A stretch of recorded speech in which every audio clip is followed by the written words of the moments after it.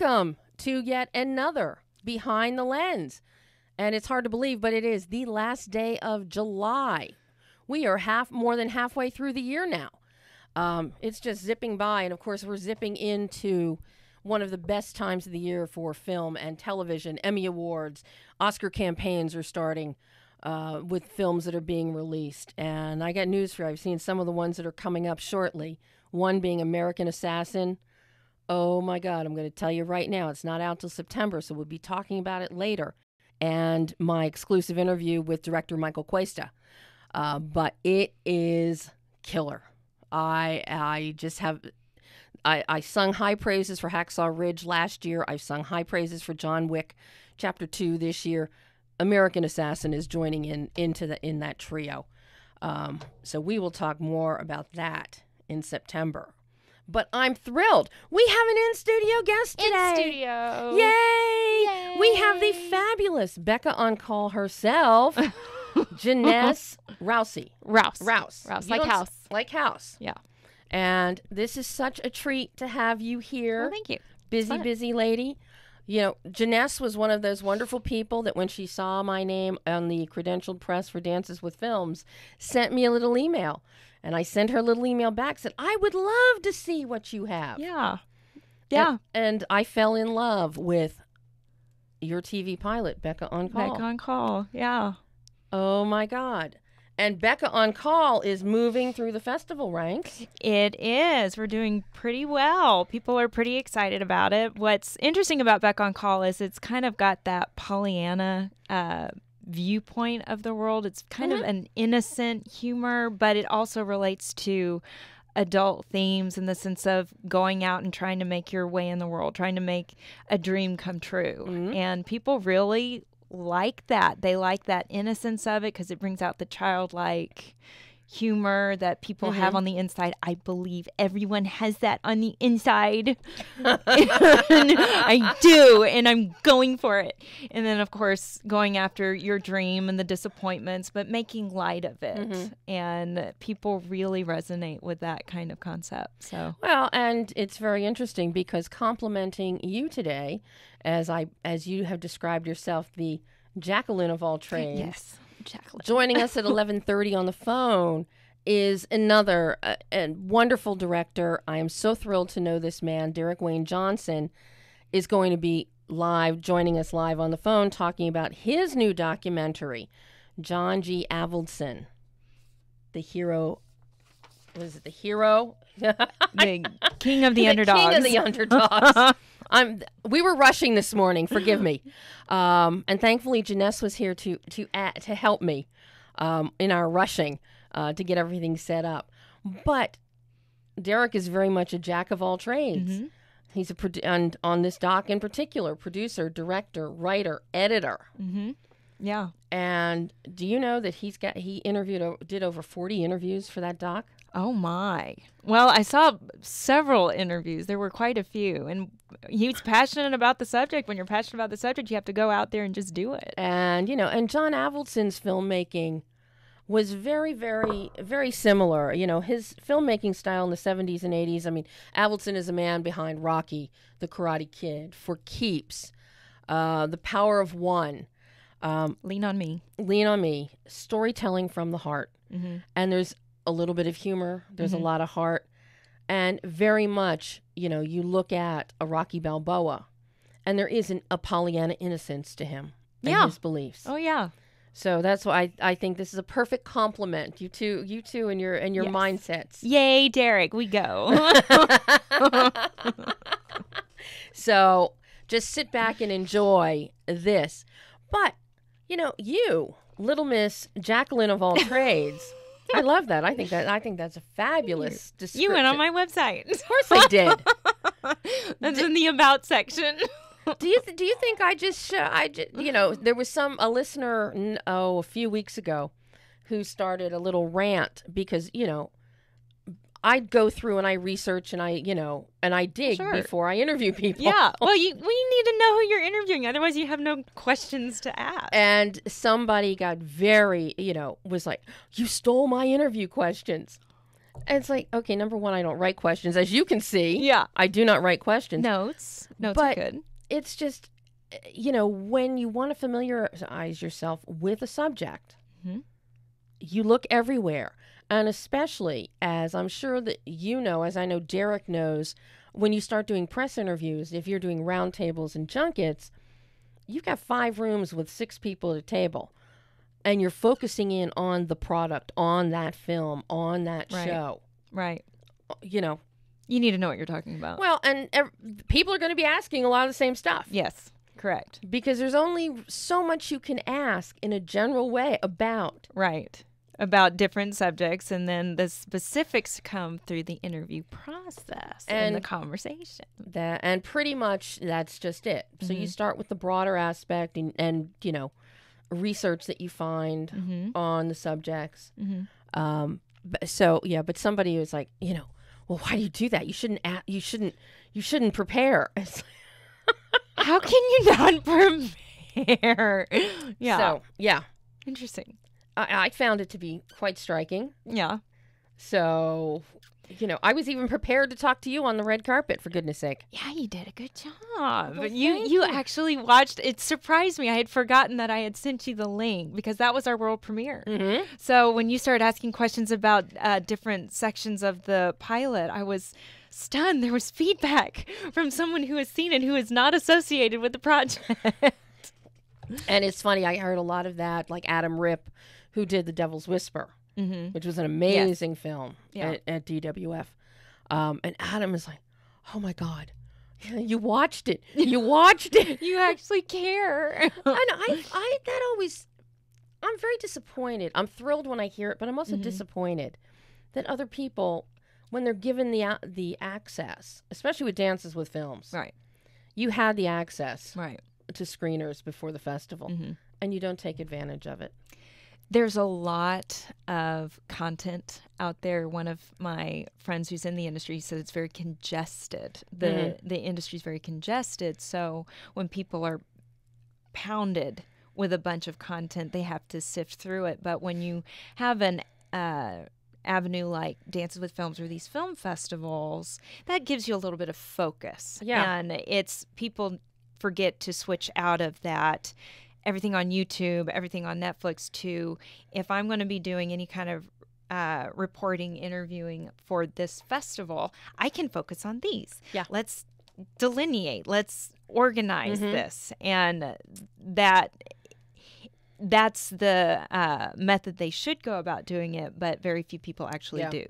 So it's an honor for us artists, myself, Adam, Derek, for someone to actually do what you should be doing, actually do it, and then have good feedback, actual educated feedback and questions and critique as well. Because when you're getting started or you're screening a brand new project that no one's really seen, I'm an unknown, so no one really knows much about me yet. But when you start getting feedback that's not related to the people who are directly connected to you, that's where you really start listening.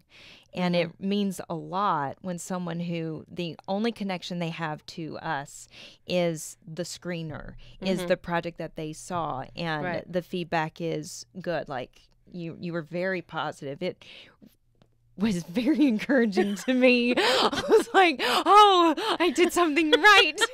It's not just, hey, Jenness, you're my friend. And so now you're my friend. But it is encouraging for us artists who are going out there doing what we love to do, and then we're starting to have something to show for it. So, because you are a quote-unquote unknown, I mean, granted, you've been around a while. You've done theater. Yes. You've done some TV. Yeah. Film. Yes, you've done. I was primarily doing a lot of work in New York. That's where I was building kind of a name for myself. Then I came out to LA, and I primarily was behind the scenes. And just because LA's a different animal than New York. And so I wanted to kind of get a feel for what LA was, and there was a consistent theme of hurry up and wait. and or do workshops, go to acting studios, and wait. And then you wait for the workshop where the agents and managers are there, and then you do a scene for them, but you don't really speak to them, and then you wait. And it just, I wanted to honor the system because I was brand new to LA. So you follow protocol, you follow what people have done before, because generally they know more than you do when you're brand new. But then it finally came to that point of, I need to do something. I'm an artist. This is what I do. I like the craft. That's why I went to New York. I didn't go to New York to make a lot of money. I went because I love the craft. So when I came out here, and I was working at Speed Reels, which is a production company, and I was doing some things, doing some scenes, writing and things like that, editing, and it finally got to the point where I wanted to just create something. Let's just I have this scene, so I need to shoot a scene. So I shot that scene. That scene generated a little bit of interest. You've got a writing gift. I do. Oh, how much would it take to make this into a web series? And I started looking at web series. I started asking some people that I had met along the way, web series, and they said, no, you don't want to do a web series. There's too much of that out there because you're just going to be going up against people jumping on a trampoline in their underwear. So what you want to do is try to make a pilot, what he said was a smoking hot pilot. So I started writing an episode, and I knew that the original script was not going to be what we put on camera, but I was getting the idea, the essence of it on paper, and then I created a 2-minute trailer or a pitch, if you will. That started opening up a lot of doors. Then I waited a long time, and the doors that opened stayed open, but they were just sitting. And I'm from Texas, and when you say you're going to do something, you just go ahead and do it. So when this just kind of waited a long time, I said, I need to do something about this. So I went home and established Rising Monarch Productions, and I made the pilot. And one of the things that I am learning throughout this process is when you just go out and do it and create, do what you got into the industry to do, which was to create entertainment. When you go out and start creating it, doors start to open, and they continue to open, and the momentum continues. So that's what, especially with BECCA on Call, I finished it, finished the post-production of it back in December. Then I started throwing it out to festivals just to see. And then I started creating a live show, which we're not supposed to talk about in this show. We're supposed to talk about later. But I started a live show. And while I was waiting on BECCA on Call, and then suddenly BECCA on Call starts to win these awards. And I went, oh, I did pretty good. You had your Sally Field moment. I had You my like me. You really like me. Which is what I said. And that started generating awards. Then you start building a little confidence, like I really do know what I'm doing. And then the live show started to pick up steam, and more instrumentalists wanted to get involved. And then I actually got a live screening, a world premiere at the Chinese theaters. That's pretty good for a first timer in LA. Yeah. And that's what you have to do when you get into this industry anymore. I mean, and if you look at it, that's kind of what Sylvester Stallone and some of these other, when they were new and they were green, they went out and just did these passion projects and just went out and created their own work.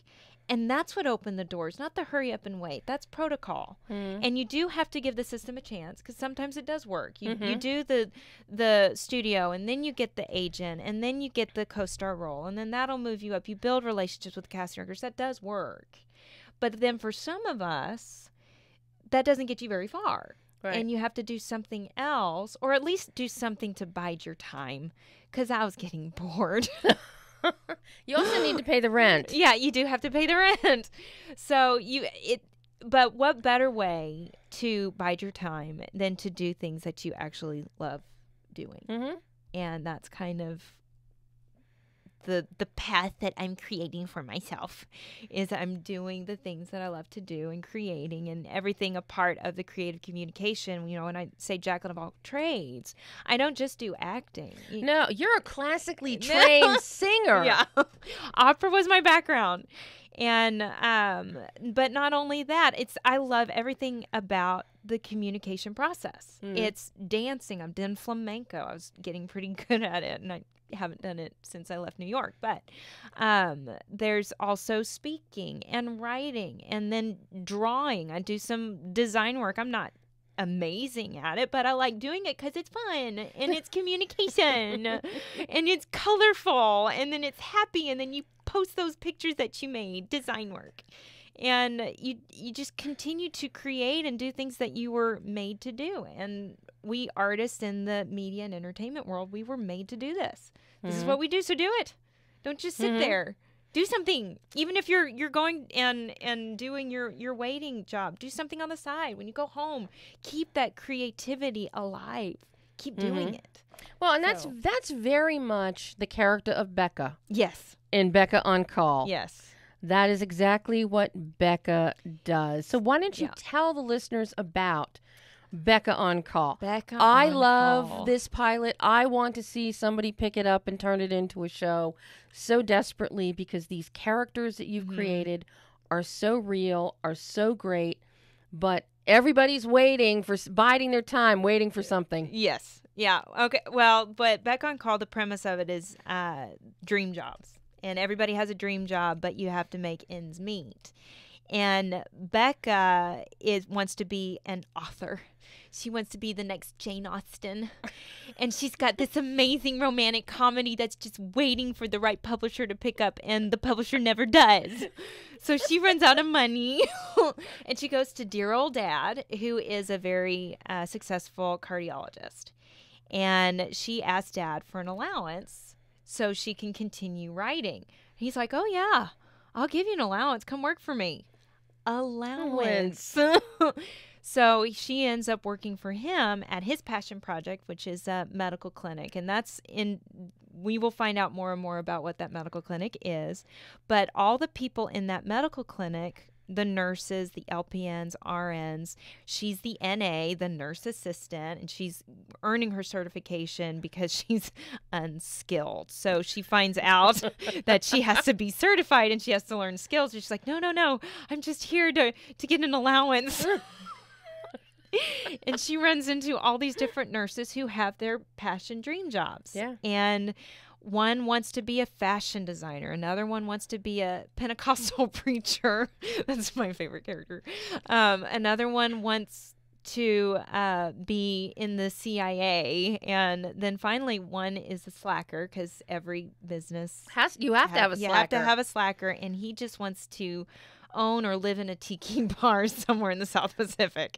And I think I'm waiting for Pam to burst into hysterics at the mention of the slacker employee. Yeah. Do you take off your shoes? No. He takes off his shoes. This character takes his shoes off and puts his feet up on the desk. In a medical clinic. That's like wrong. But anyway. But and then one of the characters down the road who we were unable to introduce in the pilot, because you don't want to put too much. Because you're really full ensemble. It's full. Yeah. It's a full ensemble. But there's going to be a character, he may come in season 2. But there's one character that has his dream job. He is living it, and it drives Becca insane. And because we will run into, during our lives, we will run into those people who, I got everything I wanted. Screw you. You run into those. And that's what BECCA on Call is about. It's that it brings to light the hope of the dream job, but the dose of reality that sometimes there's a journey to get to it.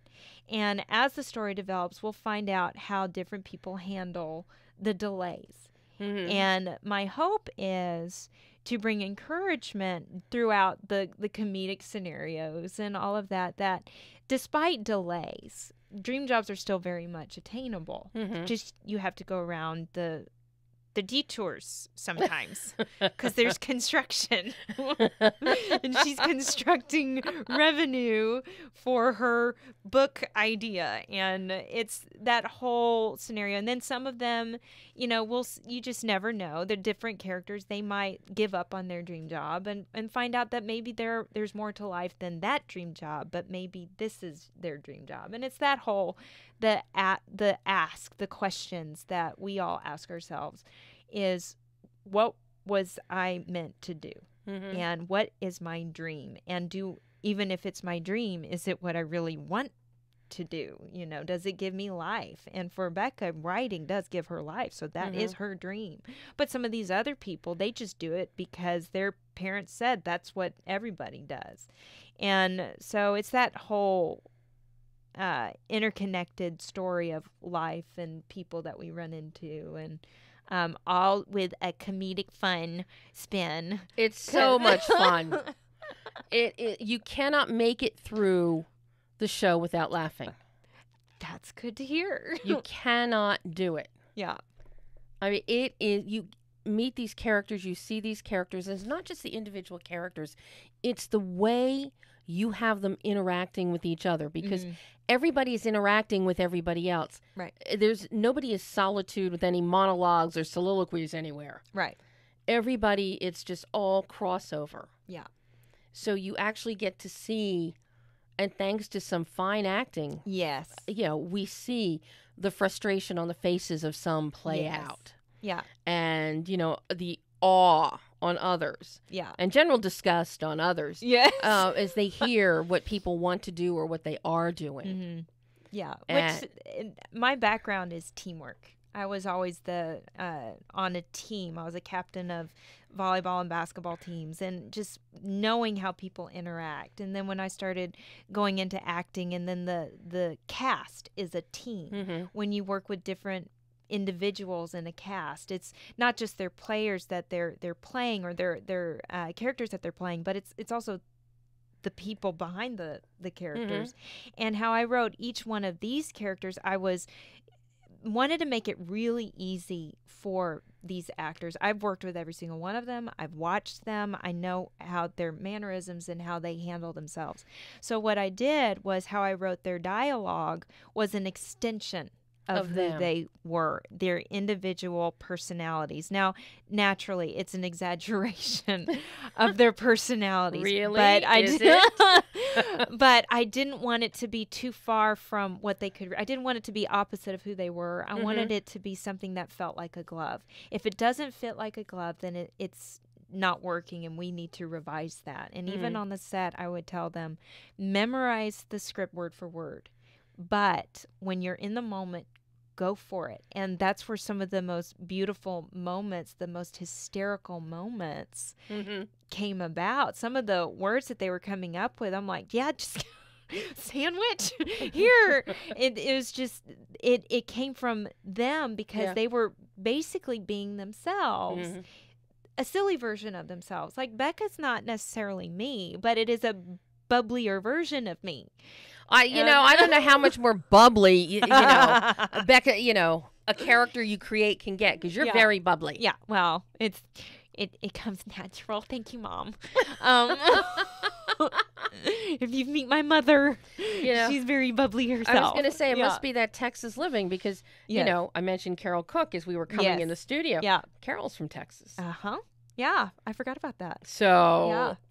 And I don't know how much more bubbly you can get than Carol. Well, it's the friendship state. Everybody's a friend. You drive down the street. It doesn't matter if you're in Dallas, Houston, or Midland, Texas. You just wave, hi, pleased to meet you. You know, with the steering wheel. You got your hand in front of the steering wheel, just, hey. And if you do that here, people flick you off because they think you're flicking them off. And you're like, I'm sorry. They have no clue. They have no clue. It's just who we are. We're friendly. But that works. Yeah, it works. That works. And it's sincere. It is sincere friendship. And I guarantee you it has something to do with, that's our motto. It's the friendship state. And everybody kind of just grooves to that. It's part of our nature. It's like, why don't you come over? We're going to have some barbecue. You can just stand in the back of our yard, and we're just having a real good old time. If you do that here, people will be like, you trying to steal something from me? And it's just, but it's just part of who we are. And when I flew all the actors out too, because we shot in my hometown, Becca on Call was shot in Midland, they loved it. Even though it was as conservative as it can be, they loved it because everybody's like, I don't care. We just love you. We're excited to be in a movie. And everyone, they had the most fun time just being a part of my home. And I loved showing them, this is where I'm from. These are my friends. This is my eye doctor's clinic. We used my eye doctors, my family eye doctor. That was the clinic Dr. we used. Phillips. Dr. Phillips. And I think it's important that we give him a big Thank shout you, Dr. out. Phillips. Yay. Because at first I thought, oh my God, is that a real working office? Yeah. Or did she do a set designers? And it's like, no. And then I found, no, this is a real working office. And Lizzie Weaver was there, and she watched as Cody, who plays Carl Doty, put his bare feet on her working space. Okay. But she was very embracing of it. Thank you for being so tolerant, Lizzie. You know, did you include the cost of disinfectant and Lysol in your budgeting? No, but they had it in abundance. So. Okay. All right. Yeah. You weren't surcharged for the use. No. Because that's one of the great things is because everybody is so immersed in the actual physical setting. Yeah. Oh, yeah. And you know it's real and it's a working place with files and things that, they could mess up. And they allowed us to be in there. They absolutely. Well, the thing about Midland, too, is if your parents went to that eye doctor, you will probably go to that eye doctor. If that's your parents' dentist, you'll go to that. So these are people we have known for 20, 30, 40 years in our family. So it is no different than having a niece come in and shoot her school project in there, even though this was it was so funny. It's a professional set, but Dr. Phillips, I'm going to shout out to you. This was really funny. He got a little surprised when I got so professional. He was like elbowing someone who was standing next to her. He was like, she looks so professional, because he just... He remembers me little growing up. And then I put on my producer hat, and it just totally threw him off. It's like, that was in her all the time. I'm like, yeah, this is a professional set. I had to remind them, this is a professional working set.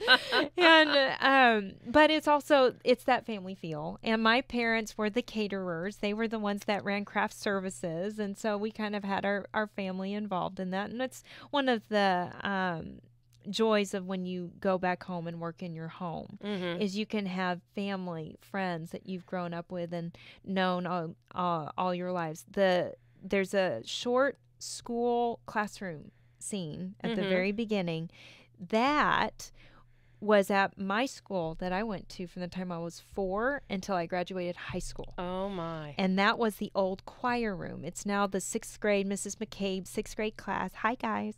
It's Mrs. McCabe's 6th grade class now, but that was the choir room for elementary, for middle school, and then what was funny, they kind of followed my grade. Right. And then it was the high school choir room all my years in high school, and we had a really good choir. Some of our, I won't mention them by name, but some of our singers from our choir class have gone on to do Broadway, film, in television here in LA. And I'm not talking about me. They're very Tony Award winning singers from our choir group during our group. So to kind of do a cameo of Trinity, the Trinity choir room, was really special for me. That is. In Becca on Call, yeah. So. That is. And now that you've mentioned the classes and everything, it's like, the audio of this show, as you know, I'll have it up later today. Yeah. So everybody, and it'll be on iTunes tomorrow, and then video will be out next week. Yes. But everybody can listen to you talking about them on air. Ms. McCabe's 6th grade class. They had so much fun. We're going to be famous. It's like, Yes, you will. So, yes, you will. So now, if Becca on Call gets picked up, will you go back and shoot shoot the whole series in Texas? It really depends, because there's that whole scenario of what happens when you film a pilot. This is kind of a new animal for the industry. Yeah. They're really not sure what to do, because as it is, it would probably not be aired as is on like ABC, CBS. They'd have to completely redo it themselves. Mm-hmm. And it just depends on how the funding comes. If the funding came to Rising Monarch, then I would go back and either, depending on how much funding we got, I would go back to Texas, bring our cast, and just continue the story. If it got picked up by a network, we would have to start from scratch, and we would have to build a set, and we could keep the same. I would hope to keep the same cast. Logistically, I would probably have to sell it and be on the production team and hand it off to someone else logistically. But I'm open to all avenues of what this could do. I would definitely want to still be in charge of the story, because I know where this thing is going. That's just it. And nobody can do this story but for you. Yeah, and I've kind of made myself indispensable in that. But I'm also very aware of how the industry works. And my goal is to keep Beck on Call alive and keep me on the project. And however that looks. And if it's funding Rising Monarch to shoot it and then giving them a space to air it, then come on, I'll do it. I already did it before. I will do the full thing. I've got the rest of the series is basically written. The next 6 episodes are ready. My God. If we wanted 12 episodes, I would have to continue really harnessing those last 6 episodes. So it's ready to go. But I also understand that if we want this to go on a network, then it would need to be kind of revised here and there for their sake. And I also have options for those commercial breaks. What we don't see in the pilot is in the commercial breaks what I want to do with each individual character. They would have a cameo, just like what you would do on Nickelodeon, where the actual character comes out and talks about a sponsored product, and then you do these little sketches with that sponsored product. I already have those written. So it is ready to go.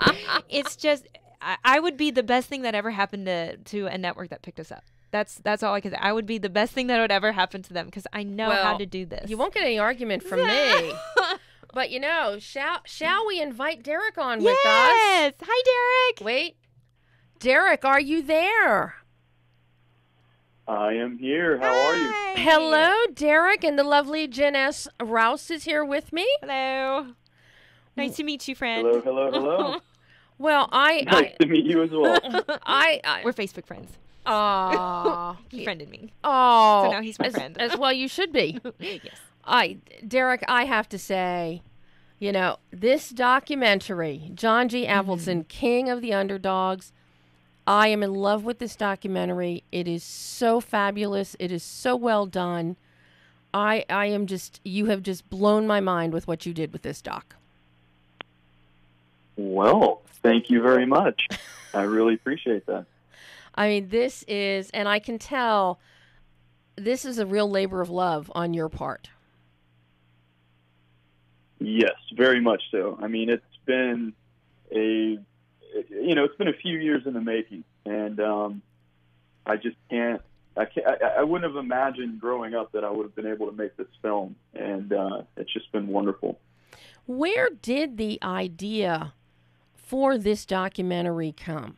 John Avildsen, so many of us, everybody knows his work. Not everybody, knows of John or knew him, but this is not typically what you'd come up with for an idea for a project. So I'm curious, what was the impetus for you? Well, John is kind of like my filmmaking influence, and Rocky and the Karate Kid are my 2 favorite films of all time. So I just, I really wanted to work with John, and I've studied his films, and he became a friend and a mentor. And originally I wanted him to direct one of my scripts, and unfortunately that didn't work out. I sent him the first script, and he said, "Look, send me the script and $1,000 check. If I like it, I'll do it. If I don't, I'll script doctor your script for you, make it better. If that's worth $1,000, send it on. So I did. And 2 weeks later, he calls me and he says, get a pen and paper ready. Your script sucks. Let's talk about it. And I'm like, okay. I'm devastated that he doesn't want to direct it. But then he turned me down on a second script, which he didn't charge me for. So now I'm like, okay. That's paid him progress. $1,000, 2 scripts down the drain. And now, like, what do I do? So I came up with the idea, well, hey, John, look, I really want to work with you. So if I can't make a movie with you, what if I make a movie about you? And he says, you want to work with me, kid? You're in. That's it. Let's do it. So that's kind of how it all came about. It was out of like this, I really want to work with my hero. And then he gave me that chance. Wow. How did you go about, because this is a very nonlinear format, and I know with something such as this, as a documentarian, you could have gone and done it chronologically, which I don't think would have worked as well given what you have here, because you really play on emotional beats of John's films, his stories, and his own story in crafting your construct, your timeline construct here. How did you go about deciding, the approach to take, or was it unfolding as the interviews started rolling in? We decided early on we were going to go chronologically, and we actually had our first rough cut, or first assembly, we showed to John about a year into production. And it was 90 minutes long. Right now it sits at 78 minutes. And when it was over, although he loved it, I mean, we hit on almost everything. He goes, guys, you got to take about 30 minutes of this out. Some of these movies just don't need to be discussed. And we're like, what? Who tells you to cut 30 minutes out of a movie about them? And he said, look, it's just not working. You're boring me after Karate Kid. Like, what's left? All of my duds? So we realized he was right. And to keep, the audience from having a snooze fest, we rearranged everything. We cut a lot of films out, which I still would have loved to have, dissected. And we realized, okay, first act, let's have it Rocky-centric. And then, in the middle, how Rocky V didn't do that well, and then we kind of dipped down into his low points. Mm-hmm. But then we decided to finish out the movie with the Karate Kid. So that's kind of how it came about, was John saying, let's not bore the audience. You don't have to go chronological. Let's switch it up some. And it worked. Well, but what you also do, though, you touch on all the other films, and you get all of those actors involved. It's like, you got Steven Dorff in there. I love Steven. He knows that. Steven. Oh, yeah, he's great. Steven is wonderful, and I'm so thrilled. He's got a few films coming out this year, and it's so great to see him doing something besides vape cigarette ads. But, you also bring in Randall Battenkoff. Randall, whom I adore. And I will briefly tell you, I moderated a Q&A at the world premiere of Randall's film that he directed, 37. And John was there. Great film. John was there in the audience. I was there, actually. You were there too? And you didn't even come say hello to me? Derek. Yeah, I don't think we knew each other at the time. We did. New. No, we actually did. Yeah, we had connected after they served beer in hell. After your acting. You know what? You're right. Yeah. But I remember we met. I was with our friend Sally Kirkland when we actually met. That's right. That's right. Anyway, so anyway, but John came up to Randall. me. Yeah, John came up to me after the Q&A, and he just complimented me on how much he liked it, and the fact that I really touched on the technical aspects of the film and how that technically, metaphorically played in with the emotionality of the film. And I'd been a huge fan of John's for years, and I never got to work with him when I was doing production, although I did work on Rocky III. But to hear that come from John was like, oh my God. And I knew he was in the audience. And I have to say, it's the only time I've ever moderated a Q&A, no matter who was in the audience. But John Avildsen was in that audience, and that mattered. That made me nervous. Yeah. Well, you had mentioned that he came up to you afterwards. So, but, you get Lloyd Kaufman, you've got great stuff from Mike Medavoy. Burt Young, Burt is just such a doll, and he had some great things to say. But even little guys like Sean Kanan, Luke Perry, you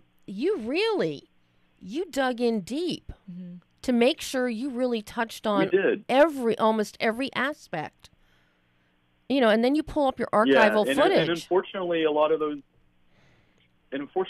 guys had to be cut down when we rearranged things, and so that's unfortunate. But they all are in there, and I think it worked out, and I think that they're all happy with how it worked out as well.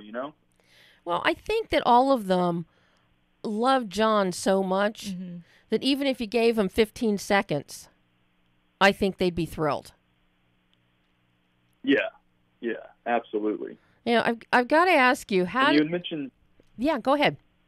Oh, go ahead. No, go ahead, Derek. I had mentioned who? What? Oh, you had just mentioned the archive footage? Yes, I am, because you've got a wealth of that in there. You've got the Jack Lemmon footage before his passing. You've got some great vintage stuff with Morgan Freeman. Yeah. So I'm curious what you went through. What was that research process like to get footage that wasn't already like in John's collection or something that he had hands on for? Yeah, it was kind of word of mouth. John just knew a lot of people that, from the past that had certain things. Like, for example, the Jack Lemmon interview, which is like a gift from heaven. That's never before seen footage, except what it was is one of John's friends, whom I've met, Jean Baudon, is a film instructor. And years ago, I think it was the year 2000, John was coming to be like a guest instructor for a few days or something at Jean Baudon's film class. Mm-hmm. And he knew Jack Lemmon. So he asked Jack, hey, can I shoot this intro video to kind of welcome John to the class as a little treat? And Jack said, sure.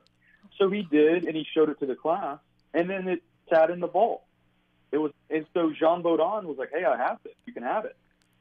And it was like, oh my gosh, like, it's like Jack Lemmon just came down from heaven and was like, here's this video that no one's seen before except those students. I mean, that's one of the big things that blew me away. Mm-hmm. Not just in your storytelling, but for an element, it's like, oh my God, Jack Lemmon was an oh my God moment, because in all of my years, I had never seen that footage or even heard about it. Well, it made it feel like you had interviewed him yourself.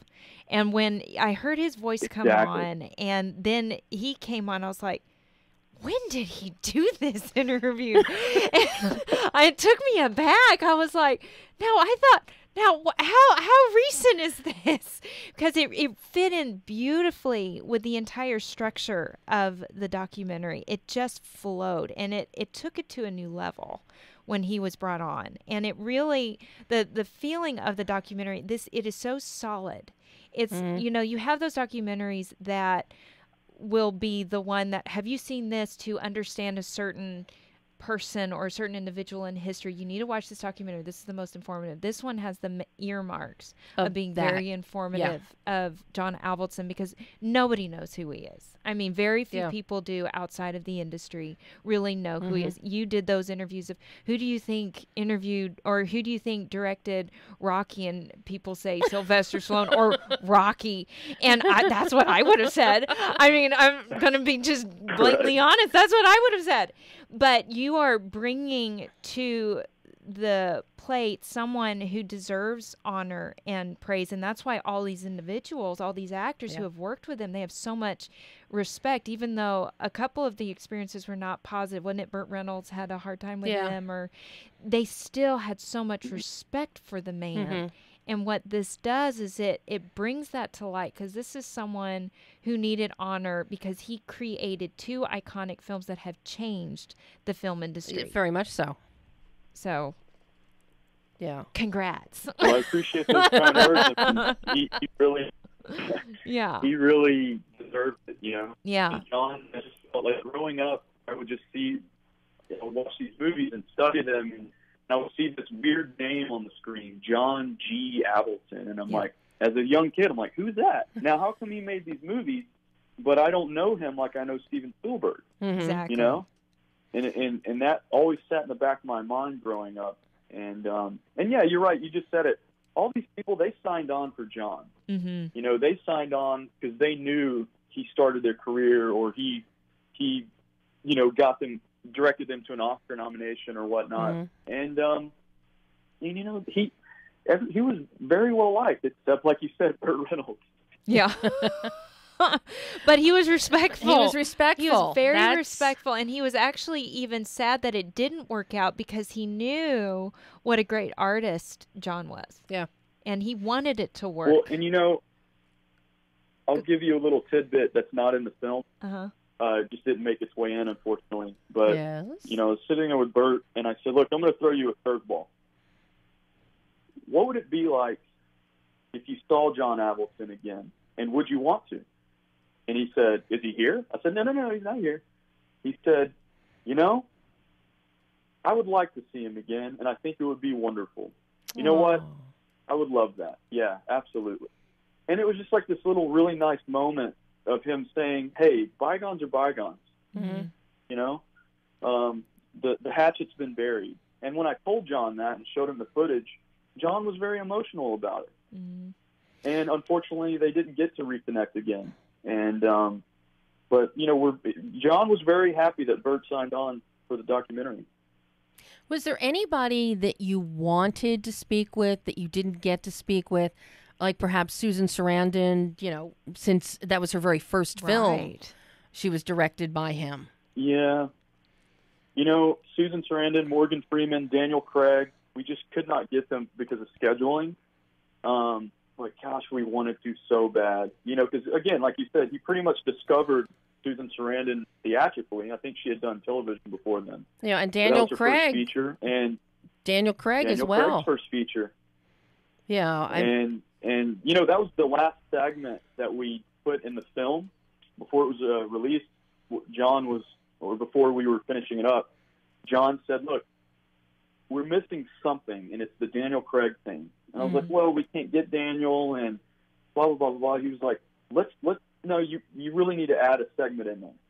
So we did, and it worked. And so many people are like, wow, he gave James Bond his start. And yeah, he did. You know, crazy. I mean, he put Rocky Balboa on the map. Yeah. You know, why are people so surprised that he gave James Bond a start?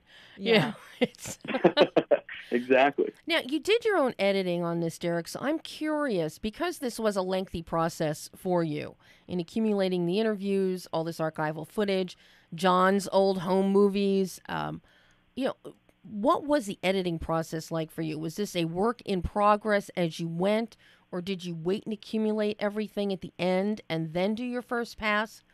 You know, how do you approach something that is this massive an undertaking with this many moving parts? It was definitely work in progress. And the funny thing is, for a whole year, John kept a lot of his vault to himself. He wanted to see how serious we were. He wanted to see, you know, is this worthy enough? And after that first rough cut, that's when he started opening up his vault of archival footage for us. And he just let it flow. I mean, we were meeting with him twice a week, picking up hard drives and discs of all of this stuff. I mean, there was just so much that he kept. And once he did that, we were in business. I mean, then I had a lot to work with, a lot to cut with, not just the footage, but the photographs. And so really it was kind of editing as we went along. But once we nailed all the interviews down, we did about 40, I think, in 9 months, something like that. Then it was just this massive undertaking of editing every single day and scouring through all of this amazing stuff. And it's funny, I remember before our first private screening, it was like 3 days before, and John calls me and says, hey, I know the screening's coming up, but I found some more goodies for you. I was like, oh, John, I mean, come on, it's just too late. And he goes, no, come over. You really need to see this. So I go over, and it's the behind-the-scenes stuff from Save the Tiger of him and Jack Lemmon and Jack Guilford. No. And I'm like, oh, my God. Okay, so I rushed and got it in there. Wow. And that's just how it was, with John. He was always finding goodies to put in. Well, he had about 80 million goodies. He always had his camera running. Yeah. Yeah. Now, that I find really interesting, the fact that this is what John has always done, and those of us that know of him or knew him knew that he did this. He always had his 8mm Yes. or something running, and he would basically shoot the films before he shot the Yeah. films and work from that. Is that something that you as a director, is that something that surprised you? And you too, Jenness. Mm-hmm. Has it ever occurred to you guys to do something like that with a project?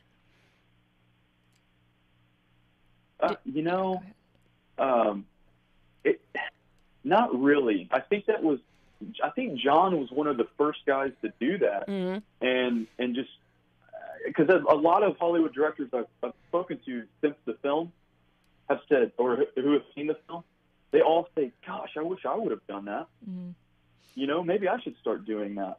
And it's something that probably is a really good idea. It worked out for John. But what about you? It's unusual. It's unusual for a director to be carrying around a camera. We had our cinematographer was videoing on a separate camera behind the scenes footage, because he was thinking if you ever had a DVD, if you want to have behind the scenes footage, which is just a lot of extra work that I would have to do to make behind the scenes work. But he caught a lot of those behind the scenes moments that would be put in a DVD setting. People are now thinking, DVD behind the scenes interviews and those little extra stuff.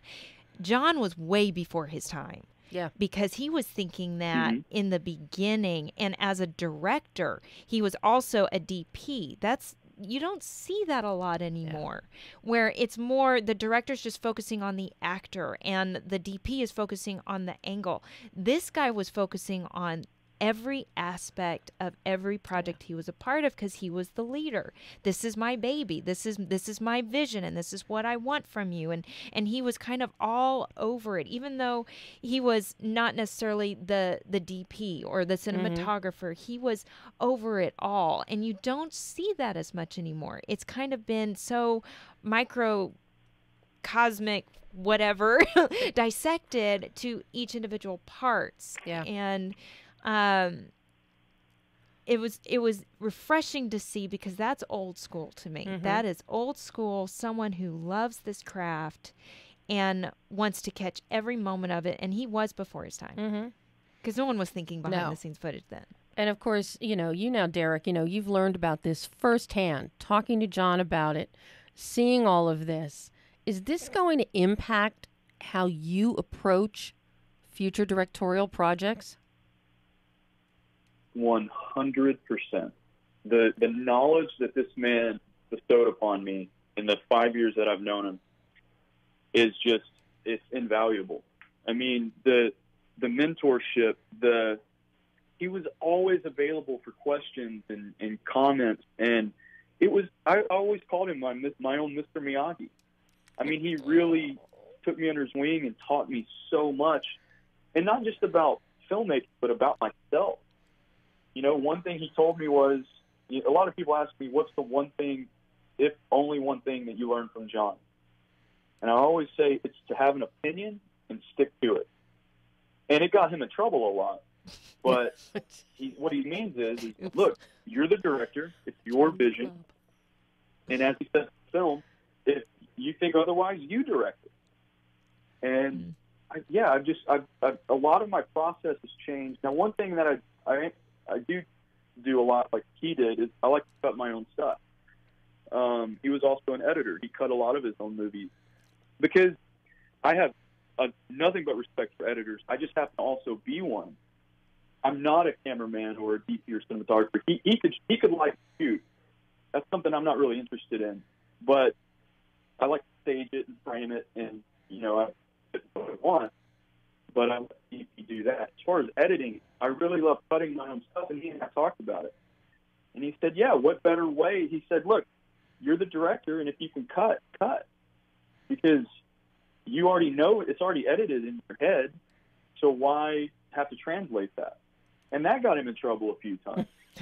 But he always said, look, learn from what I've done and apply it. And learn from the mistakes I've made. Don't make those mistakes. So it's just been a wonderful, wonderful experience. And, I miss him already. He's been gone a little over a month now. Wow. Yeah, so I've got to add, because you've got two other very fascinating projects in the works right now that stem out of this documentary, John G. Avildsen, King of the Underdogs.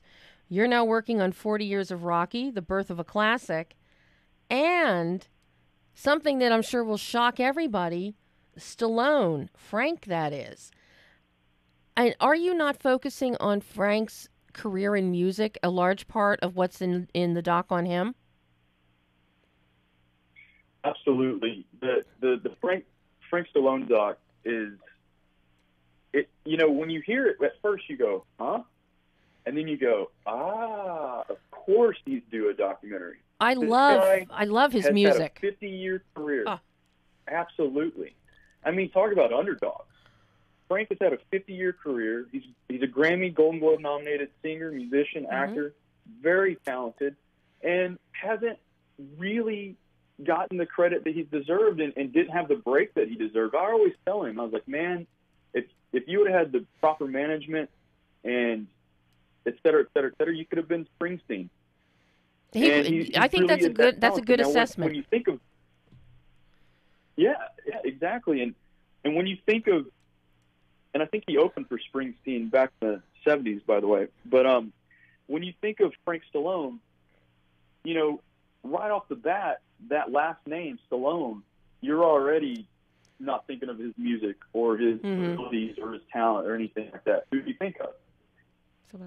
So we're very excited. We've already started filming that, and we've already interviewed Sly and Arnold Schwarzenegger and Jackie Stallone and several others, and it's just a fascinating project about a fascinating character. So will you be interviewing Cynthia Rhodes by any chance? I hope so. He speaks so highly of her, with Staying Alive and whatnot. Because I worked on Staying Alive. I was doing second unit on Staying Alive. And Jenness, her face is just like, oh, my God.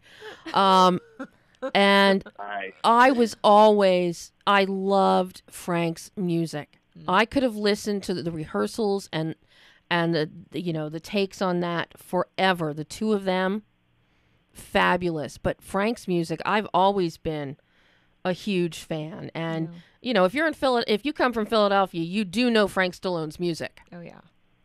Philly or New York. Yeah. His music. Mm-hmm. So that's real. I'm really waiting to see what you do with that. And then your 40 Years of Rocky. How do you take 40 Years of Rocky and put it into one documentary of 90 minutes? Well, and the funny thing is, we wanted to do that in 2016, which was the actual 40th anniversary, right. But things happen. So we might even change the title. We'll see. But what that is basically we're going to focus on the original Rocky, and it's going to be comprised of a plethora of John Avildsen's behind-the-scenes footage, and that people have seen by now, and we use a lot of it in King of the Underdogs. But we're going to really, really show this intimate making of this classic film and what it took to make it and what it's done for the last 4 decades. So it's going to be a unique, different spin on documentaries and especially Rocky documentaries, because there's a gazillion of those out there. Oh, yeah. Well, I'm making one request, though, in that one. If you have any behind-the-scenes footage of the scenes at the Philadelphia Zoo in the snow, I'd like that included. Because those scenes included my favorite zoo tiger who was there from when I was born. So, that's my personal request, Derek. Yeah. Gotta get the tiger in That's there. pretty amazing. Yeah. Now, everybody can see John G. Avildsen, King of the Underdogs. They can have it in their own home tomorrow. DVD, digital download, Blu-ray, and it's still in theaters. This is like, Absolutely. there's no better way to kick off August than, it'll be a knockout August 1st because of John G. Avildsen, King of the Underdogs, Derek. Well, we're very excited to release finally. It took us, we worked on this project for over 3 years. So tomorrow can't come soon enough, I tell you. Well, and unfortunately, we're out of time for the entire show. I know. Derek Johnson, thank you so, so much. You will come back on the show, will you not? Absolutely. Anytime. Oh. Thank you so much for having both of you. Oh, what a joy. Thank you, Derek. And thank you, Jenness Rouse, Becca on Call. Yeah. And Jenness is actually going to be back next month, either in person or calling in. Yeah. To talk about another project that she has. Yeah, the RMP concerts, but that's the teaser. So, Derek, thank you. Jenness, thank you. Thank you. And for Behind the Lens, I'm Debbie Elias. This is Behind the Lens.